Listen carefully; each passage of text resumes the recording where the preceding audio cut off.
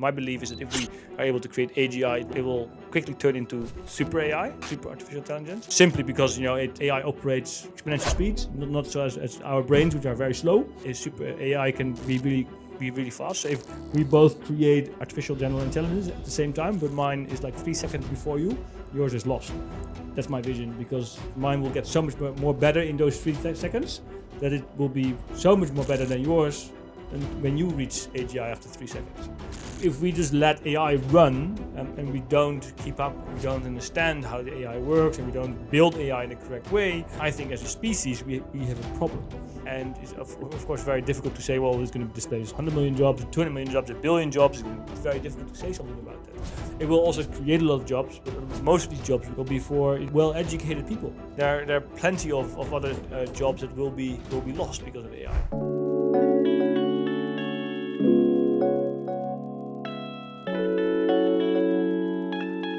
Welcome to Oz NFT's NFTs Are For Everyone podcast. Every week, we'll bring you Australian artists, collectors, and builders that are paving the way in the Web3 space. We'll go deep into their stories, how they're reshaping digital culture, and how you can get involved. Well, Mark, thank you so much for joining us on the NFTs Are For Everyone podcast with Thanks for having me. Josh and myself.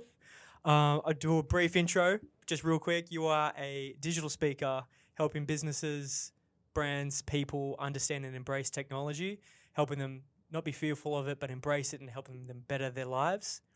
You cover AI, blockchain, Metaverse. Basically any digital technology. Anything that's cutting edge, anything that's going to change our world. Big data analytics. Yeah, the whole lot. That's how I started. Okay. Before we dive in, I want to hear about how you started. Yeah. Yeah, fair enough. So I started about over a decade ago. Which actually did just a side story before that, because I became an entrepreneur because I actually went on a big adventure. I cycled around this beautiful country, Australia. I cycled around it in 100 days for charity. So that's 4 times the Tour de France, back to back, same time frame, same distance. For those listeners that are interested in some statistics. Classic Dutchman coming to Australia and having to conquer the whole thing on a As bicycle. you do. Of course. As you do. So I did that, which was an amazing journey, an amazing adventure. And then I didn't want to work for bots anymore. So I said, screw that, I'm not going to do that anymore. So I tried to get my own company started. And after 27. I had a great job. I had a good job, which I didn't like, but a really good job as a starting point after your career, but I just didn't like it. So I went on an adventure and I pursued my own dreams. And I've done that ever since. So I came back, tried to start my company, failed multiple times. And then I had one final shot to do so. And I thought, well, at that time, big data is going to be hot. So let's do something in big data. So I thought about that on Sunday. I had my website live on Monday. And I started publishing articles about big data because I had no clue what big data really was. And a month and a half later, I was invited as the expert to deliver a paid keynote at a conference about big data.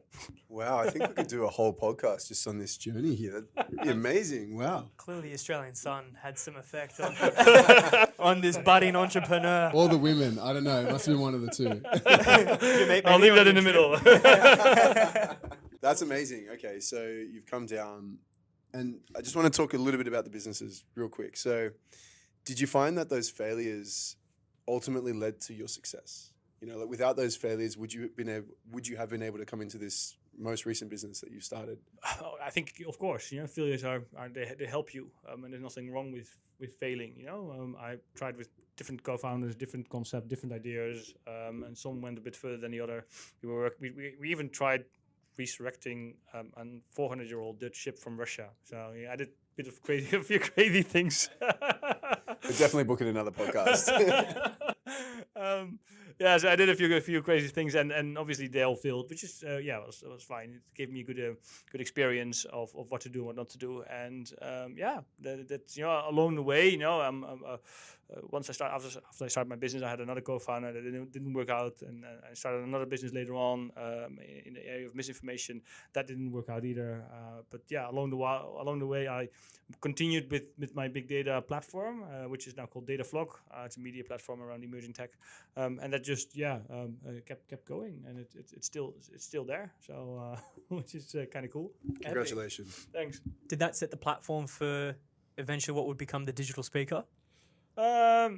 Yes, of course, because I think in the end, the fact that I was invited as a keynote speaker after a month and a half was already crazy, and the fact that I continued to write my articles, and after about 3 months, I thought, well, I must have a book by now. So I collected all my articles that I'd written, and I thought, well, that's just almost a book indeed. So I wrote a book proposal in 2 hours, and a month later, I had a book contract signed with a major publisher. I was like, this is pretty crazy.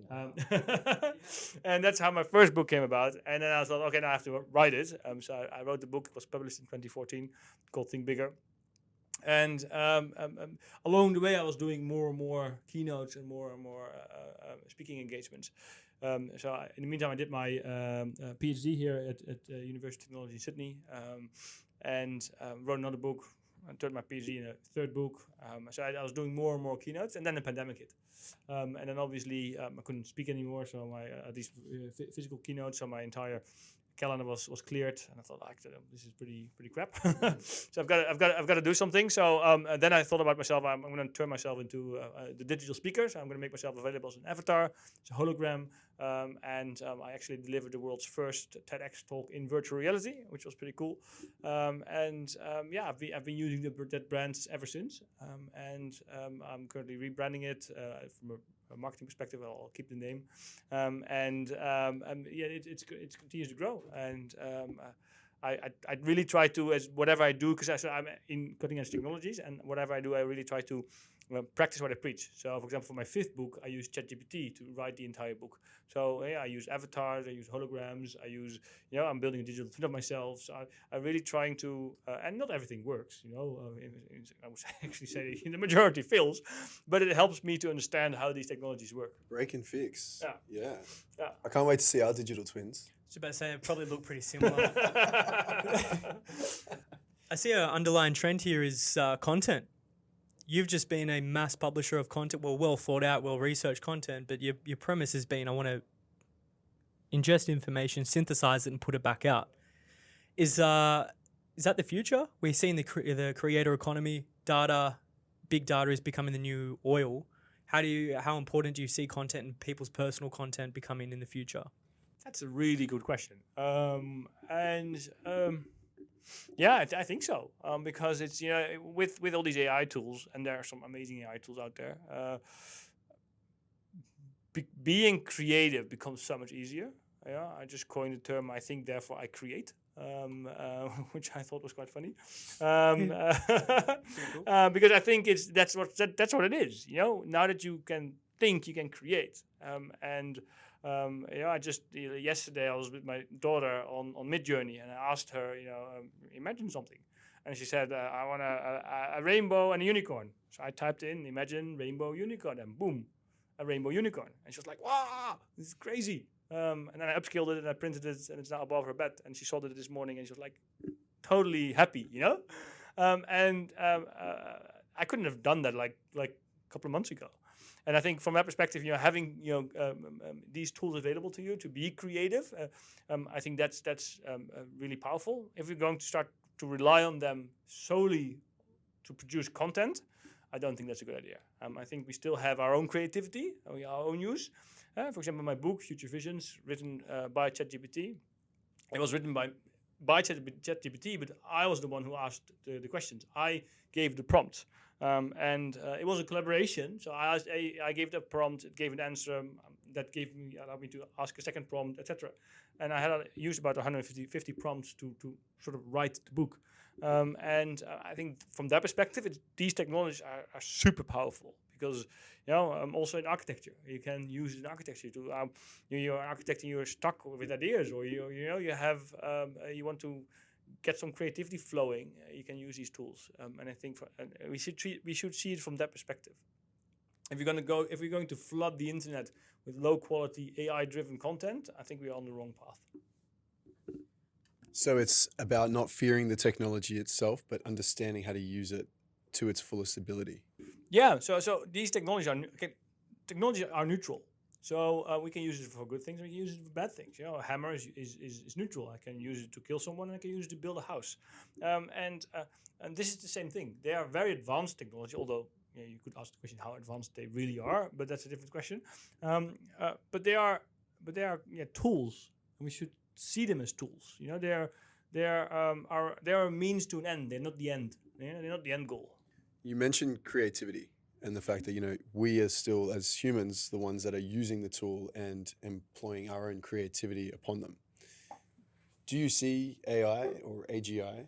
And if you could actually describe the difference between the two of those, that would be great. Do you see it developing its own creativity to the point where it doesn't require humans' input? That's very well possible, that AI becomes powerful enough to be creative. Currently, it's not. It's just doing pattern recognition, statistical analysis, given the context of letter A, and this context, likely that letter B will follow, and then letter C will follow. So that you can hardly call that creativity. So it's pure creativity requires something more. Maybe it requires consciousness. What is consciousness? We humans have no clue. So maybe AI is already conscious. If it were, we wouldn't be able to see it because we don't know what conscious is in our own lives. And so from that perspective, I think there's a long way to go. So we are currently in a phase where we have artificial narrow intelligence or narrow AI, where AI is very, very good at a very, very specific domain. Just like a calculator is very good at calculations, and Siri can do all kinds of cool stuff for you, but you shouldn't ask her to drive your car. And so Not yet. Not yet, but maybe in the future with Apple cars coming out. Or was that project stopped? I can't remember. No, but it's from that perspective, and it's still very, very narrow domain, and it can't transition from one domain to another domain. Now, there's a lot of work, fundamental research being done in that area to create AI that can use what they learned in one domain and transfer it to another one. It's called transfer learning, and it's there's a lot of progress being made, especially in like games and Atari games, but that's still very, very early days. So AGI, artificial general intelligence, is where you have AI that is as capable or as intelligent as one human being. And as such, it can succeed and be very powerful in different fields and different areas, regardless of encountering it. For example, if you see a young child and sees an ambulance, after seeing one ambulance, he or she will know what an ambulance is. Ask it to a computer, and it needs millions of images to determine if that car is an ambulance, yes or no. And there's a massive difference between human intelligence and artificial intelligence. So we're not actually there yet. No, I don't think so.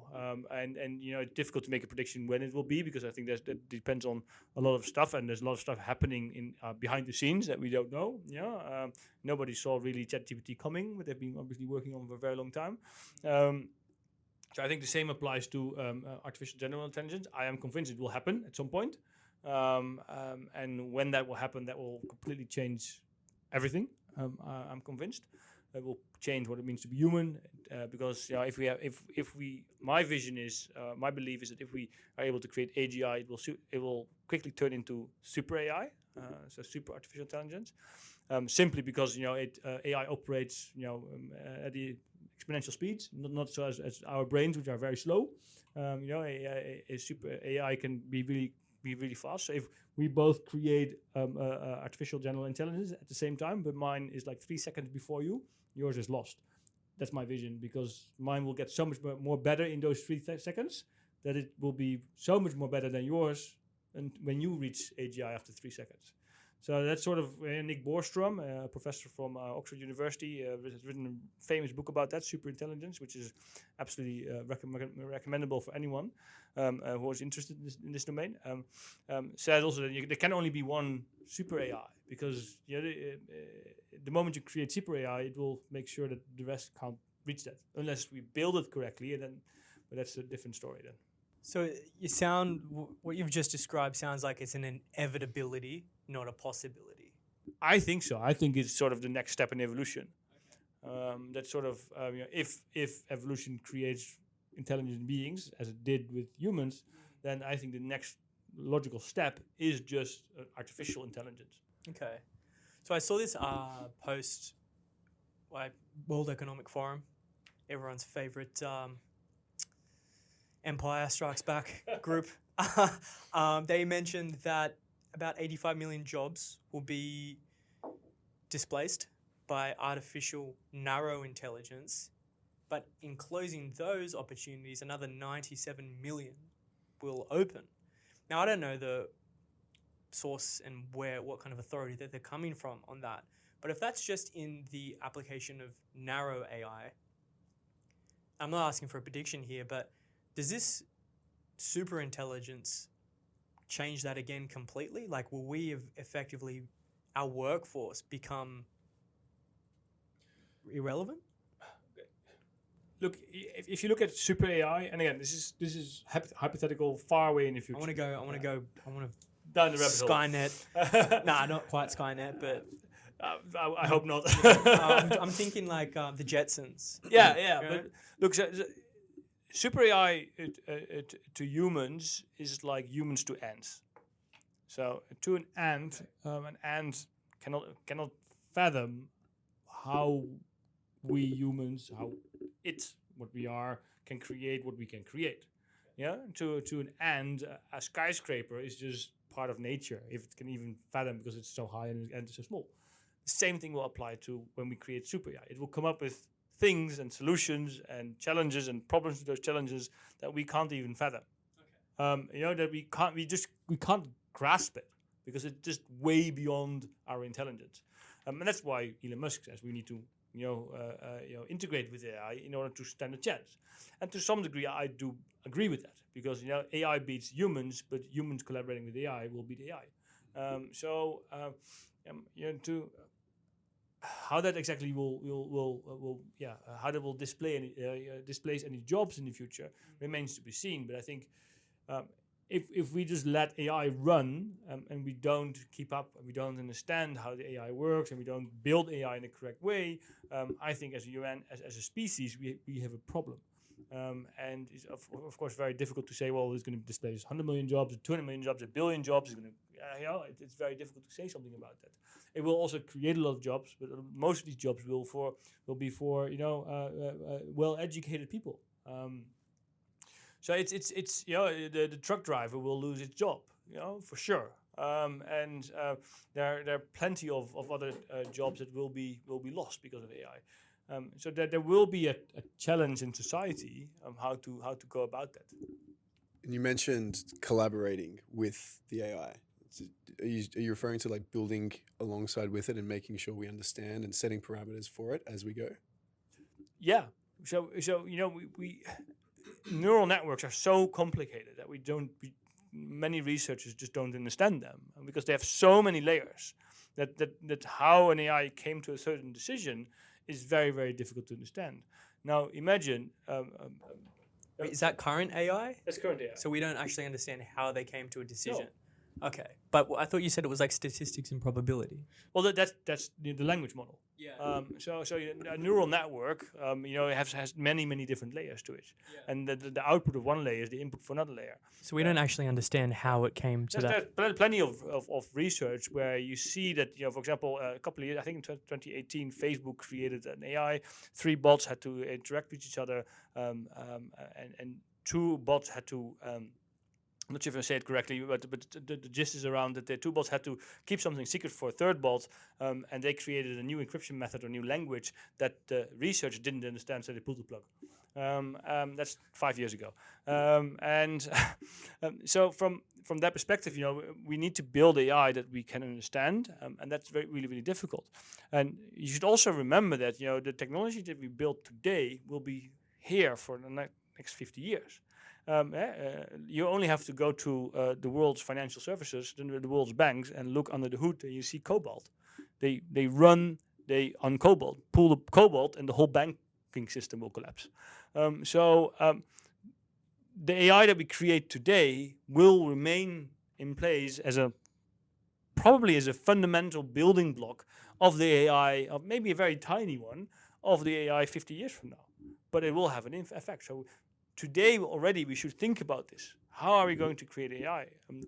What kind of morals do we instill? What kind of ethics do we instill? Which ethics? You go to an entire philosophical rabbit hole here if we go down that route. But these are things that are very, very important to think about. I've never gone that deep that quickly. My brain is spinning. Do you mind if I just pivot for a moment? Because whilst this is super exciting and we can't really say where this is going, it's also opening up a massive opportunity for entrepreneurs. And I don't think it's been a more accessible time, yet simultaneously competitive time for people to work out how they can create value in this new emerging economy. And on that, you've mentioned previously that this tech, and including like going back to like Metaverse and blockchain, it's opening up a $1 trillion social economy.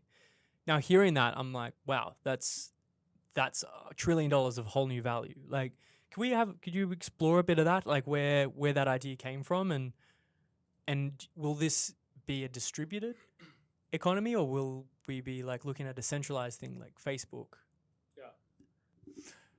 Those are some big questions. And $1 trillion social economy comes from my book, Step into the Metaverse, where I explored what the Metaverse is going to be and what the Metaverse is, because nobody really understands what the Metaverse is. The Metaverse, first and foremost, is not Web3, is not virtual reality, is not gaming. Get some myth out of the way. I'm glad. Yeah, can we do this? Yeah, it can be all of these above, though, by the way. Yeah, but it's not by definition in itself.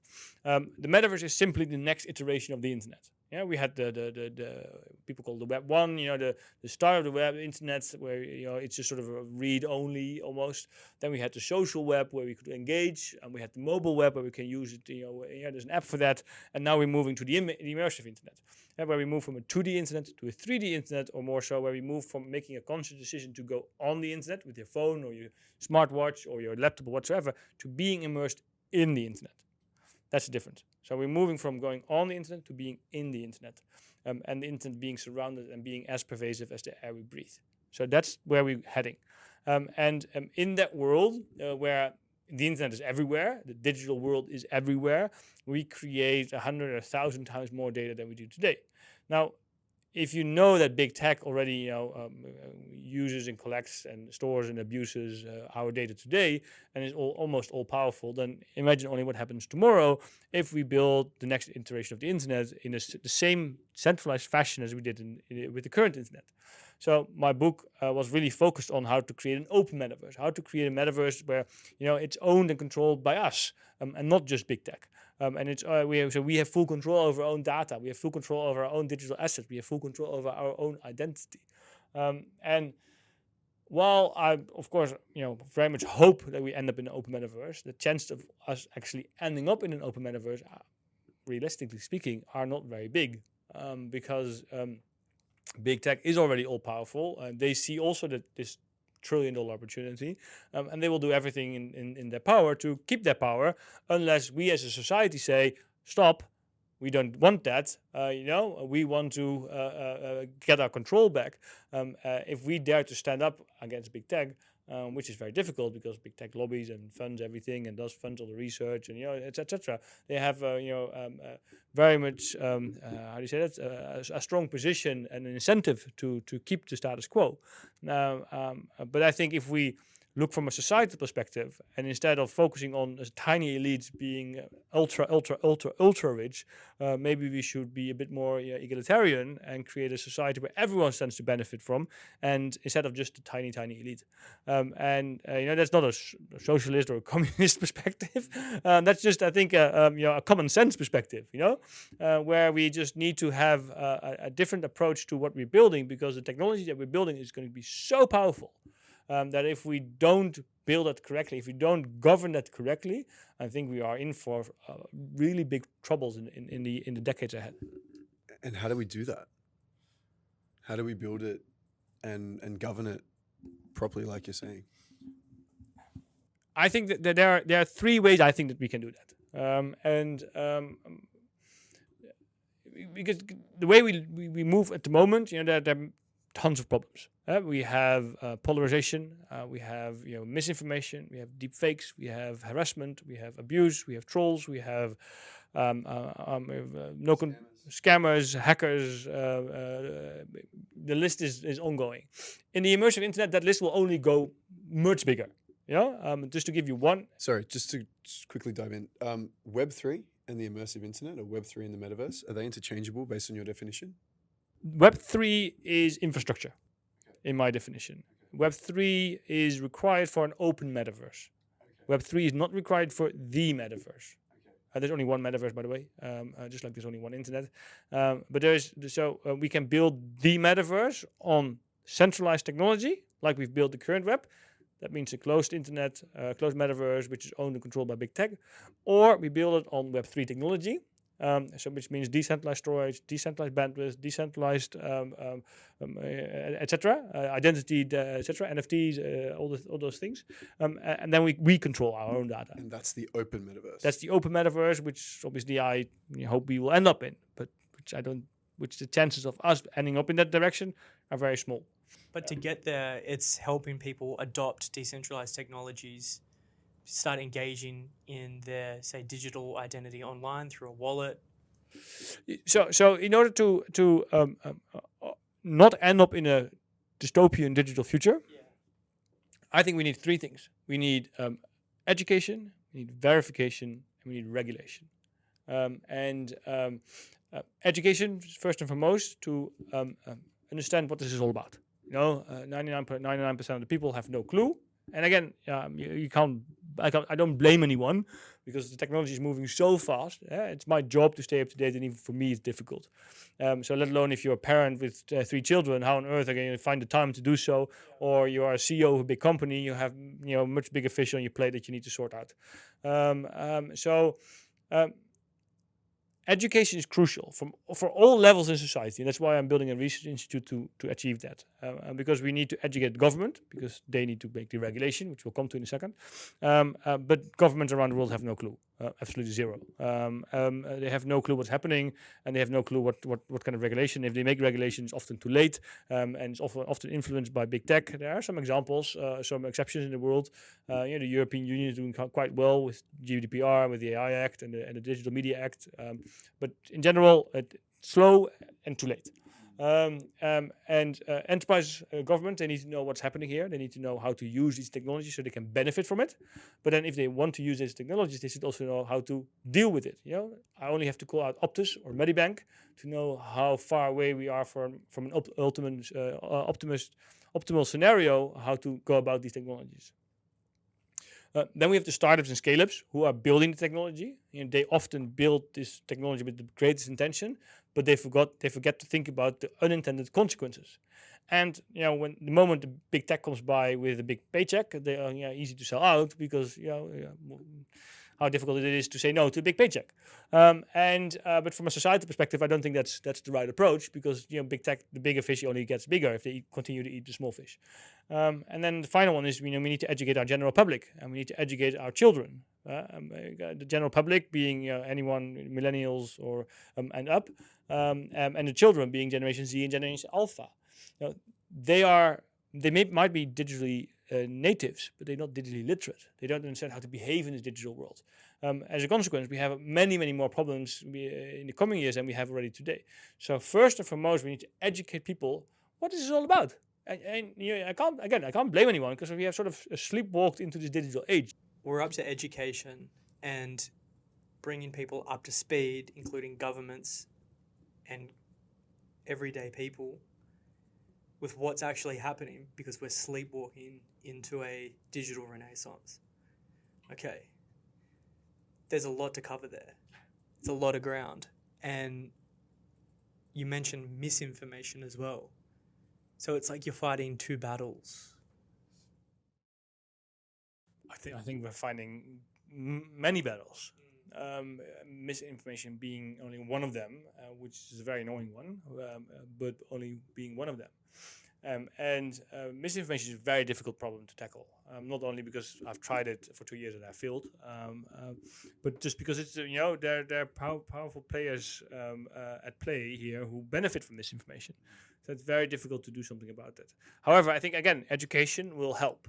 If we require this kind of digital literacy to become part of our educational system from very early on.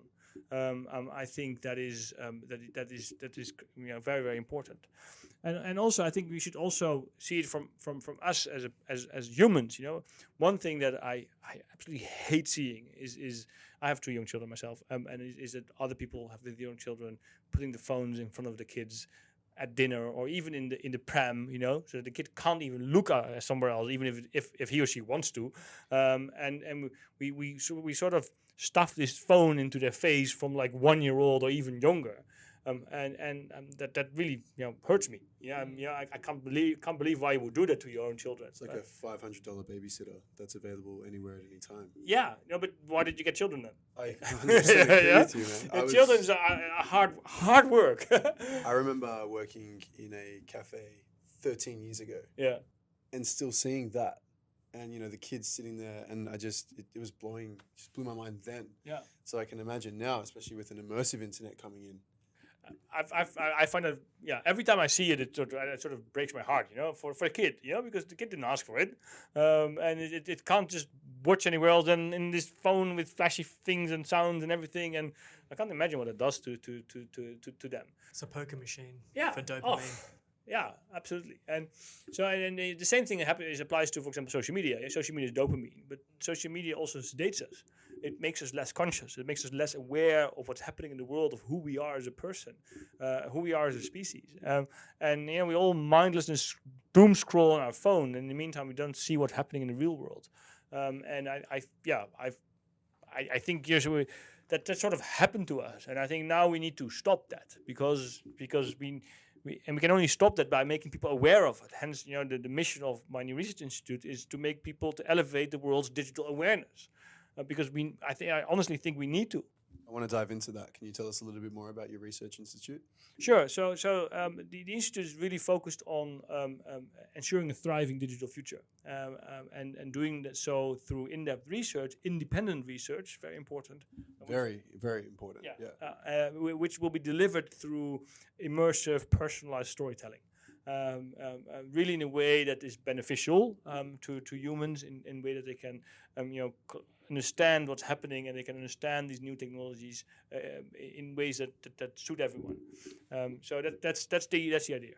So you've taken something like storytelling, which is obviously so fundamental for how humans learn and retain information. Can you explain a little bit about how you're using that practically? Well, it's still very early days of the research institute, but the idea is that just like I do in my keynotes and in my online content that I create, the best thing is to tell stories and to understand what's happening in this space, which moves at breakneck speed, and then take that apart, understand it, and share that in a story-wise way so people can relate to it and can understand it. I think if we do that, then we can form part of the education, which I think is so important of the triangle of education, verification, and regulation. And so with the institute, I want to focus on the education part. So it's an edtech business. We're very early days. We're currently raising funds and to make that happen. And it's, but I think it's absolutely crucial because if we don't educate ourselves, it's the same thing if you go to China. And if you don't speak Mandarin, you might have a good time, but it will be difficult to move around. If you don't speak the language, you can't talk to people, you can't ask any questions, you don't really understand what's going on. And the same thing applies to the digital world. If you speak Mandarin and you go to China, you have a much better experience. Same applies to the digital world. If you speak the language of the digital world, if you understand the digital technologies, you can move around much better, and we can prepare our society much better for what's happening and for what's ahead than if we don't. So a lot of people could say they're educators, but is this where you start to tie in verification to education? So it's like this is a verified information source. Like a blue check mark. Yeah, yeah, which you then shouldn't be able to buy for $8, but that's a different story. But who regulates that in a open and decentralized metaverse? Yeah, very good, very good point. So verification is my second point, because verification is, if you talk about misinformation and deep fakes, creating a deep fake is super easy nowadays. I'm building a digital twin of myself, so if I can do it, you can do it of me as well, and you can be me, you can sound me like me, you can look like me, talk like me, and then people will think that you are me, because we are gullible, we're easy to fool. So then, if we can't verify that person is you or me, I think we have a problem. So verification, from that perspective, which can be done by NFTs, for example, soul-bound tokens, in combination with biometrics. And there's still some challenges there, but that's just some kind of reason approach we can do, unless of course your wallet gets hacked, your computer, But apart from that, there's some verification possible. The same thing applies also from an AI modeling. If you build AI, I think we should create accountants for AI that will verify, analyze, and certify the AI as being independent, unbiased, explainable, and easy, and that we understand what's going on, so we can verify that these AI are doing what they say they do. But also from a blockchain perspective, from a data perspective, then we can verify that this data is untampered with, and is stored on the blockchain in the correct format, is high quality data, and we can trust. Because trust is crucial here. So we need to be able to verify the tools that we build, the data that we use, the people we interact with, all those kind of things. If we can't do that, if we can't verify, I think we have a big problem. Because as we saw with Twitter, when they made the blue check mark available for anyone for $8, quickly people started to impersonate a lot of people and companies, resulting in a $15 billion market devaluation of a company called Insulin, which on this case I thought was really good, because insulin should be sort of free, but that's a different story. Kind of a weird karmic turnaround, right? Yeah. I thought actually that was really funny and actually well deserved, because but that's a different story.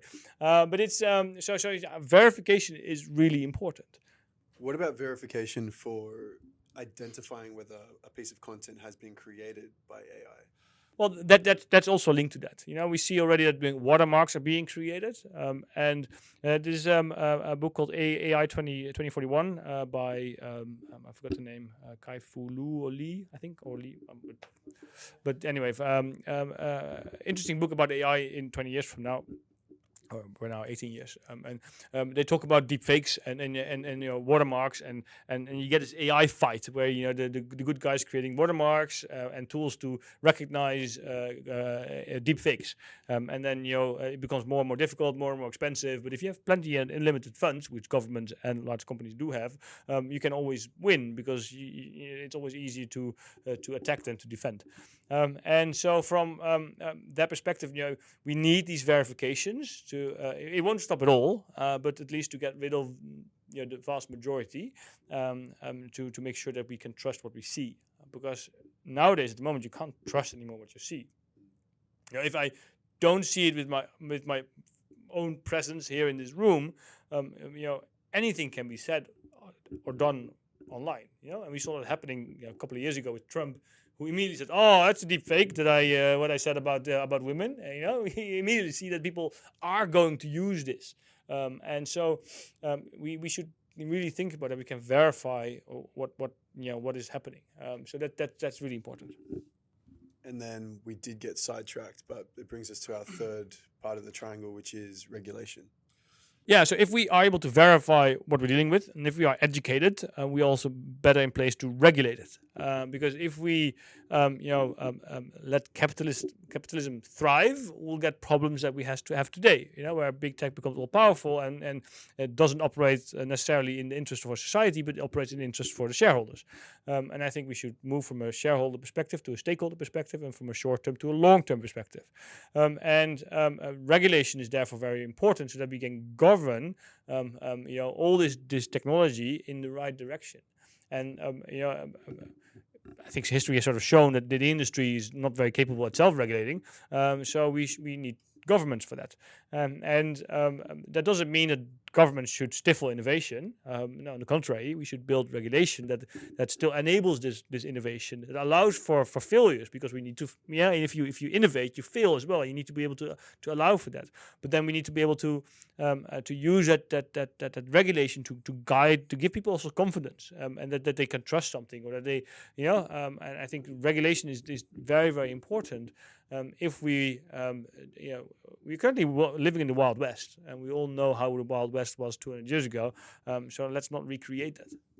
So if you're building a business today with full knowledge of where technology is going, how important verification, regulation, and what was the third? And education, are going to be in the future, but you're an entrepreneur and you really wanted to start, what would be the kind of the first steps? What would be the first things you'd be looking at if you were in logistics, hospitality, entertainment, media, content creation, even if you were going so far as maybe a bit less away from like trades, but any knowledge-based kind of career or profession or marketing? If you're an entrepreneur and you're like, all right, you're telling me these things and I can see these things, but I have a rudimentary understanding of them, but I need to educate myself, where would you go? Well, okay. Well, so there's a lot of good content on the web. So there's a lot of good books. You can start, of course, with my books and with your podcast. That's a good starting point. Thank you for the plug there. That was great. NFTs for everyone and enter the metaverse. I am completely self-taught in this topic. I have an education. I have a bachelor, master, and a PhD. But I'm completely self-taught. I have a bachelor in hospitality, and a master in marketing. So I educated myself on these topics. And we need to embrace lifelong learning. We need to embrace that the world today will look fundamentally different 10 years from now. And 10 years from now, the world will look fundamentally different 5 years from now, and then 3 years from now. So the change is moving faster and faster and faster. So we have to be able to embrace this change, and to educate ourselves to understand what's happening. And there are plenty of good sources out there. And I think I'm part of this online, which I recently joined, a book club called Book Flow, which is it sounds really nerdy, a book club. I never thought I would join a book club, but it's actually really interesting. And we cover books about emerging technologies, and we talk about them. We learn from the technologies, and it's like the modern version of a book club. Oh, cool! And it's really cool. Is that like an online community? Or? It's a growing online community that's been around, I think, for a year and a half, and I only just recently joined. What's it called, sorry? A Book Flow. Book Flow. And it's I love it. It's really interesting to be part of that, and we have great conversations. And there were like 30 people, 40 people from all around the world who join it. Does that form part of this education, where you're actually collaborating with other people and exploring ideas instead of kind of stabbing in the dark, formulating your own idea, and then that? It's a combination of both. I read a lot, like a lot. I read and listen to multiple books at the same time. Barely watch any TV. It's I think from that perspective, you need to educate yourself, and you need to go out and find the content. And yes, that's hard. That's hard work. But why are we otherwise here on Earth? You need to educate yourself. So you mentioned your last book was written entirely by AI, obviously with your inputs. How else have you utilized AI to help you sort of get to where you are now as a digital speaker? So I try to use AI wherever possible. So with my fourth book, Step into the Metaverse, I also used AI in a very different format, because that book was completely written by myself. I did about 100 in-depth interviews, 150 surveys of people building the Metaverse. And so it's very, very well, very in-depth researched on the Metaverse. But I used tools to help me do that. So I had tools to automatically connect with the stakeholders. I had tools to automatically schedule the meetings. I had tools to transcribe the interviews. I had tools to summarize the interviews. Because otherwise I would not be able to write this book in 6 weeks. 6 weeks? Wow. You should write a book on how you wrote the book. Yeah, probably. But it's that's where, for me, that was a fantastic example of using technology to augment yourself. It's kind of funny, because I signed a contract with my publisher in early November, and the objective was to have the book end of January. the draft manuscript ready. And so my first couple of weeks were focused on 5-6 weeks were focused on doing the interviews and analyzing all of the information that's out there. So by like mid-December, my publisher was really getting worried. When are you going to deliver some content? I said, don't worry, it'll come. So on Boxing Day, I started to write. I wrote for 5 weeks straight, 7 days a week, 12 hours a day, and I had my book. Which was I was sort of in a flow state myself for like 5 weeks, which was a really cool experience to do so. And being in the state of mind of trying to achieve something. And I did the same thing with my PhD, because I did my PhD in 2.5 years. Where you be in this sort of flow of going down a rabbit hole on a certain topic and really understanding what's happening. Actually, I'm speeding up myself, because I did with my fifth book, I did it in 5 days. So, but that was with AI, obviously. So it's not completely fair, but it's also for me that really I went down the rabbit hole of ChatGPT in 5 days to really understand what's happening and to grasp and see that it's an advanced tool, but that's not the holy grail. There's a bit of a skill in using, 5 days to write a book, sure, someone could be like, oh, sure, I could do that. But it's actually not the case. If you just go down that extra little step, there's an element of prompt engineering there that you have to teach yourself, and how to understand how to ask the right prompt, ask the right question, and then formulate a response based on their feedback. So it's people that might be listening, it's like, oh, sure, like you're just using AI to write it. It's like, well, yeah, it's doing the manual work in terms of putting words that make sense with the correct syntax and vocab, sure. But to actually get there and get a response that's coherent, makes sense, factually correct, flows in with each other, that is the new skill set that is AI, I think, is starting to offer. Absolutely. As an entrepreneur is starting to look in and lean into this stuff, is this the kind of skill set and the stacks to really start to focus on and dive into if, say, they wanted to get into that flow state or that rabbit hole? Absolutely. Generative AI is sort of democratizing creativity, and it's the other day I saw Jamie Burke from Outlier Ventures. He posted that the first job post of the prompt engineer, and guess how much the annual salary is of a prompt engineer with basic Python knowledge. Tell me. What do you think? 200 grand. £300,000. Get fucked. Wow. Yeah. Absolutely insane. So what are we doing here, guys? I'm out, bro. You got this. Sorry, I just would like to see Josh write one line of code. But yeah, all right. That's insane. So this is the 97 million jobs that are effectively coming onto the market. It's in this kind of realm. Well, same thing. I use, I'm delivering a keynote next week in Dubai, and I built my presentation with Midjourney and ChatGPT. And it's, for Midjourney to get the right, I love Midjourney. Midjourney is amazing. But for you to get the right image out there is a lot of trial and error. Is understanding which parameters to use, which styles to use, and that's trial and error, and there's some good libraries out there that you can use nowadays, but that's I think these technologies are awesome, and they as I said, I think therefore I create. That's really what it allows us to do, and now we still have to write, but give it another year or two, and we will talk to it, and we can just literally have a conversation here while on the computer something is being built, whatever we say. I'd love to just touch really quickly on your, was it 6-week flow state? Yeah. State. Yeah. Love to just hear about you, how you are managing your day, your time, and how you're such a high achiever and just crushing across the board. Good question. I think I just really like what I do.